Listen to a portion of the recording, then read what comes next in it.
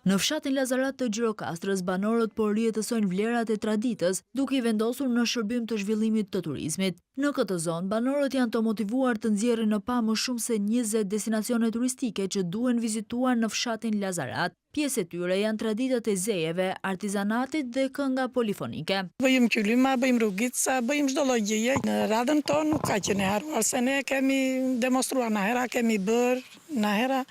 Po mirë është që tua vazhdojmë brezave, e kam trashguar na mama jana gjyshja, vajzat ime na të vazhdoj brez pas brezi, pse jo, pse ta humasëm si tradit. Një përvojë shumë e bukur në fakt, herë e parë për mua që bëj një përvojë të tillë, edhe përvojë që të angazhon edhe të krijon durim. Sa më shumë vizitorë që të vinë, mendoj se mund të kthehet në një atraksion, edhe mund të shpëtohet si traditë që kemi. Përfshirja këtyre në grup do të ishte shumë një gjë e bukur dhe një gjë e re. Sepse edhe ata përfshihen në këtë dhe është tjetër ta dëgjosh dhe tjetër ta këndosh se përjeton ndryshe.